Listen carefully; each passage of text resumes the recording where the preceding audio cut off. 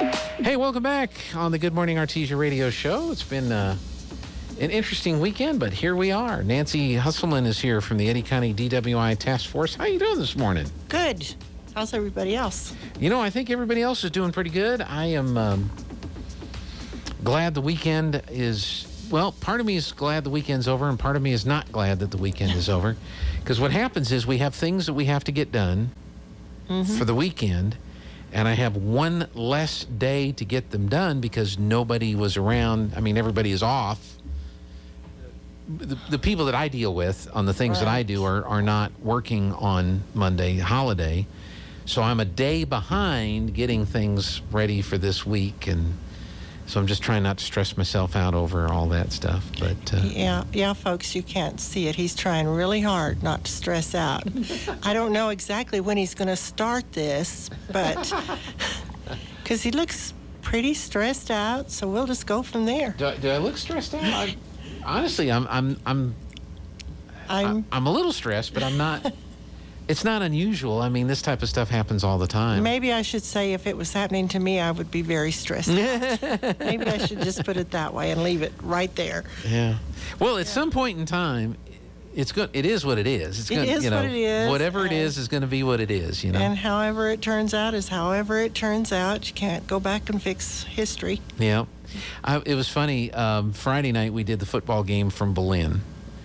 And the previous week, I'd had some video issues that I did not have this week. This week, video was working, radio was working, everything was working great. I think at the very beginning, I had to turn on an audio thing, so like the first little bit didn't audio wasn't there. But then Lana called me, we got that fixed. But as our game was getting started, somebody got into this computer. One of our other crews at the other games got into this computer. They weren't supposed to get into this computer because we were in this computer for our broadcast. So they got into this by mistake, and then in trying to get out, they started turning things off. So they turned off this, they turned off this, and they're about ready to shut the whole computer down. And so I had to stop running the camera and go over and get on the mouse and reopen and say, leave our computer alone. Well, I missed the Berlin touchdown. Okay? I had the camera pointing at the Berlin offense. Their first play from scrimmage, boom, they break open a run and they go racing down the field, and the camera didn't move. And it was because I wasn't on the camera. It was because I was trying to salvage the radio broadcast, keep from turning off the on-air computer that was on the air. So Joby starts getting complaints. The cameraman didn't even get the touchdown. And I said, yeah, because I'm trying to keep the stupid station on the air. So just chill out, everybody. Like I've said and thought so many times when I come in here, there's no way in the world I'd want your job. So after that was fine. They got it all squared away. And then the only other issue we really had was, we bought this high-powered wireless mic so that we could have our sideline reporter roam the sidelines, and that quit working. So Jeff had to come up into the press box, and then at halftime I had to change frequencies on it to try to get it on a frequency set that would work so he could do his halftime sideline reporting. But I was really proud. I had it out the window. I had the antennas. I tested it. Everything was good. He takes his walkie-talkie, heads down onto the field, and we don't have any microphone. Oh my gosh, it makes me crazy just listening to you. Yeah. With every time I come in here, and I've said this before, all of these wires and computers and blinking lights in here is astounding. Yeah, sometimes it works. Sometimes it works. Yeah, sometimes it works. Sometimes it doesn't, And when it doesn't, you just move on. Yeah, I get frustrated because I'm like, we spent a lot of money for this particular device. Can't imagine why you'd get frustrated. And it didn't work, Can't imagine that. Yeah, so. When everything's getting shut down and fixed. But yeah. Anyway. Well, let's talk about what you want to talk about today. I want to talk about something new that the state of New Mexico Supreme Court has put out regarding the sale of gasoline and DWIs. They basically have made a ruling. Let's see, the decision under the new legal doctrine of negligent entrustment, the owners of potential dangerous goods or such as an automobile have the responsibility to supply the article only to someone competent and can safely use it. New Mexico courts have recognized in past decisions that the owner of the automobile who entrusts its use to an intoxicated person may be liable for injuries caused by the drunk driver. Okay. Well, it also has now, gasoline stations in New Mexico have a legal obligation not to sell fuel to a driver or retailer that knows or has reason to know is intoxicated. How do you know or have a reason to know that somebody that pulls up at a self-serve pump and swipes the credit card and puts it into the gas tank and then gets into the truck and drives off? That is the biggest question I have. Yeah. I don't, and most people I see anymore do that and go on about their business, but then you stop and think about, what if that person's in there getting gas and you have a clerk standing here saying, no, I can't sell you gas because I feel like you're intoxicated? How does she know? Sometimes it's pretty obvious. It's pretty obvious, but how does she know? And how is this going to turn around with these accidents? And this all happened because of an accident that happened in McKinley County. Someone bought gas, went across the intersection and ran into somebody and killed somebody. And it's a great idea. Just another way to stop DWIs. It's great in words.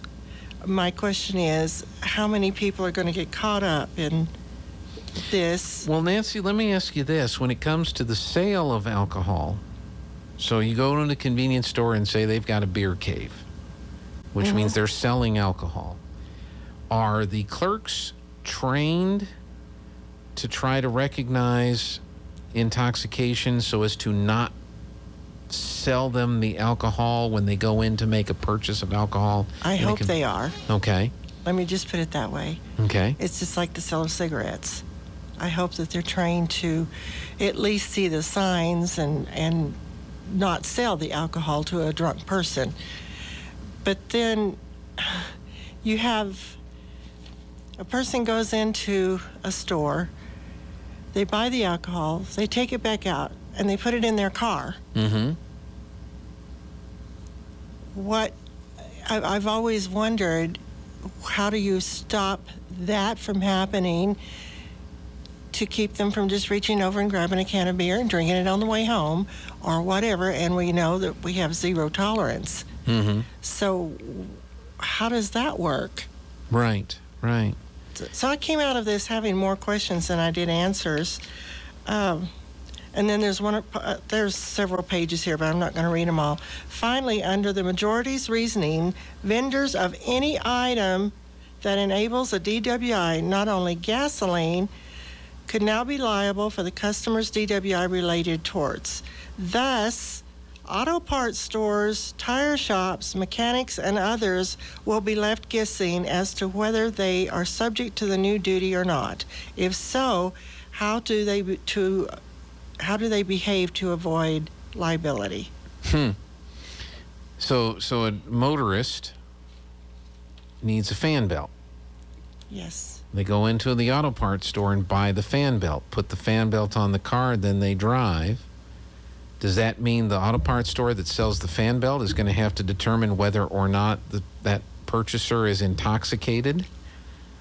That's a great question. And that's, like I just said, that's the questions I have. Okay, did we stop and think about how we were going to make all of this work before we just decided that this is what we were going to do? I mean, I could understand if a clerk in a convenience store that sells alcohol is trained to recognize the signs, then there may be some, but are we going to have to train all the clerks at the auto parts store? Or we have to train the tire store people?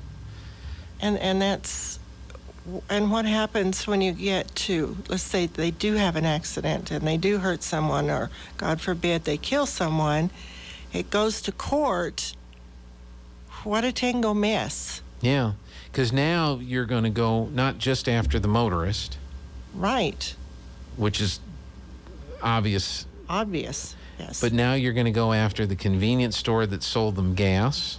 right. You're going to go after the tire store that sold them tires. You're going to go after the auto parts store that sold them the oil filters. You're going to go after the car dealership that sold them the car. Is that the potential That's the potential that is being seen here and being talked about. But why did we not settle some of these issues before we made an ruling like this? Yeah. That is so open-ended, it's unreal. And I do understand, probably more than most people, how vital it is to find different ways and different avenues to stop DWI. But at the same time, let's not open ourselves up to start chasing rabbits. When somebody needs help now, they need help now. When they need to go to court even to get financial assistance, but we're going to get it all tangled up in this great big huge knot of who's to blame, who's not to blame, and have a whole lot of innocent people brought into a situation like this. Yeah. Has any of the, and we've only got about a minute left, has there been any further discussion about just increasing the punishments for the people who drive drunk and are arrested and stopped or get involved in accidents or whatever? Are we still looking at them and holding them personally responsible for their actions? I haven't heard of anything Other than what we're already have in but place. what we already have. Yeah. And how much of that is not even enforceable or doesn't get enforced, or whatever happens gets lost. I heard a judge the other day, and I wanted to bring this up because of the pandemic. They are so far behind, it's unreal. And he was talking about they have a certain amount of time to try these cases. When that time is up, that time is up. These people are not tried, these people are let go. So we've had a constant revolving door of this happening, and people are upset, Yeah. rightfully so, but everybody under the laws has rights. So everybody needs to calm down. Well, it's pretty hard to have a lot of these DWIs just kind of